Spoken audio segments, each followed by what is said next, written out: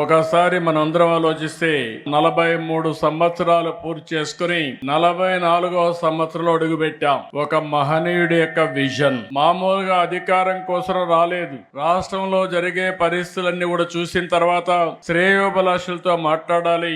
40 సంవత్సరాలుగా నన్ను ఆదరించారు, తిరిగి వాళ్ళ రుణం తీర్చుకోవాలని ఒక్క ఆలోచనతో ఎమ్మెల్యే క్వార్టర్లో ఒక్క మీటింగ్ పెడితే ఆ మీటింగ్ తో ఆయన అక్కడికి వస్తున్నాడంటే ఒక ప్రభంజనంగా ప్రజలందరూ ఇక్కడికి వస్తే ఆ ఎమోషన్ లో ఈ రాష్ట్రం కోసం పుట్టిన పార్టీ తెలుగుదేశం పార్టీ, అది కూడా ఎమ్మెల్యే క్వార్టర్స్ లో ఒక ఆవేశంలో పుట్టింది. ఒక ఆదర్శం కోసం పుట్టిన పార్టీ తెలుగుదేశం పార్టీ.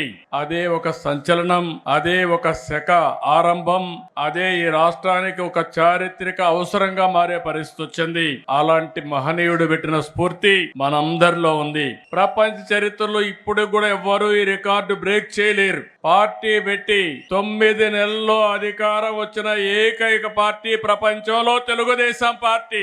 ఇంకొక పక్క ఎన్టీఆర్ లాంటి వ్యక్తి మళ్ళా పుట్టడు. పుట్టాలంటే మళ్ళీ ఎన్టీఆర్ పుడితే తప్ప ఎవరికి ఆ గుర్తింపు రాదని చెప్పి కూడా నేను మీకు తెలియజేస్తున్నా.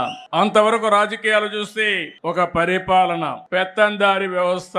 మామూలుగా ఎమ్మెల్యేలంటే అందులో షెడ్యూల్ కులాలంటే చదువు రాని వాళ్ళని పెట్టి ఎక్కడికక్కడ పెత్తనం చేసే రోజులవి. మొట్టమొదటిసారిగా ఎన్టీ రామారావు గారు వచ్చిన తర్వాత చదువుకున్న వారిని రాజకీయాల్లోకి తెచ్చిన ఏకైక నాయకుడు నందమూరి తారక రామారావు గారు అని చెప్పి మీకు విజ్ఞప్తి చేస్తున్నా.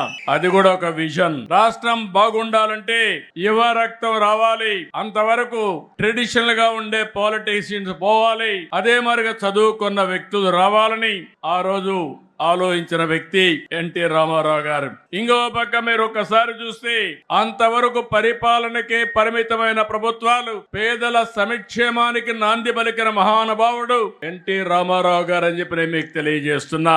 ఈ వీడియో నచ్చితే లైక్ చేయండి. అలాగే మా ఛానల్ ని ఫస్ట్ టైం కనుక చూస్తున్నట్టయితే ఇప్పుడే సబ్స్క్రైబ్ చేసుకుని పక్కనే ఉన్న గంట సింబల్ ని యాక్టివేట్ చేసుకోండి. అప్పుడే మేము పెట్టే ప్రతి వీడియో మీకు నోటిఫికేషన్ గా వస్తుంది. అలాగే ఈ వీడియో పూర్తిగా చూసినందుకు ధన్యవాదాలు.